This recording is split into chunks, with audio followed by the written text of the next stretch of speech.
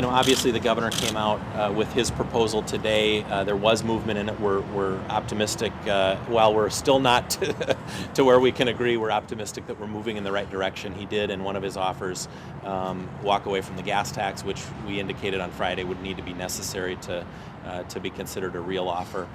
We're still concerned. With a $900 million surplus, the governor has moved from $880 million of tax increases to $680 million of tax increases, while our plan funds $600 million of real money into, spent on road and bridge infrastructure over the next 10 years, and does that without raising a penny of new taxes. It uses the resources we already have. We think that's a much more prudent approach, but we're still willing to talk, and we're still willing to be flexible if they've got another idea.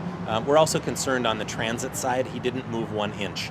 And then the numbers that they're talking about are staggering. We're talking about like a 260% increase in the amount of money spent on transit.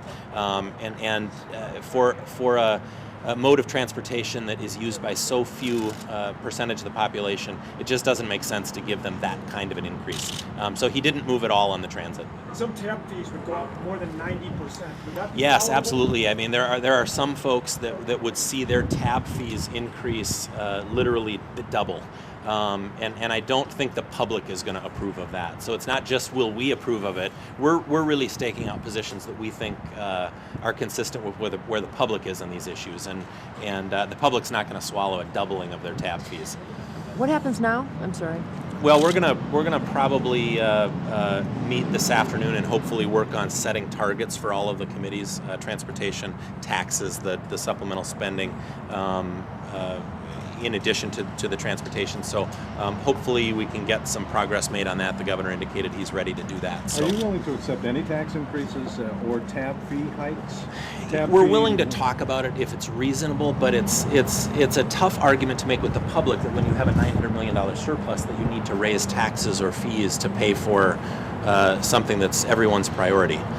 So we're going to try to square that, but we're still willing to come to the table and talk with them. If they can convince us and they can convince the public, we'll go along with it. But it's going to be an uphill battle, and it's not just an uphill battle with us, it's an uphill battle with the public to convince them when you have a $900 million surplus to raise $680 million of new taxes.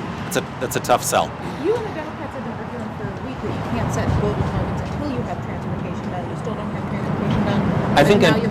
I think until we can set a global target for the surplus on transportation. The governor did make a concession today, which we think was a big concession. He's saying, I'll let you use $200 million of the $900 million surplus towards roads and bridges. We think that's a big deal. We were at, I think, $450 in our latest offer, but probably would be willing to do a little bit less than that. But we really feel like everyone should make their number one priority roads and bridges. And in order to show that, we should show that we're willing to use some of the surplus that we already have to pay for our priority. And we think the governor's movement in that direction was positive.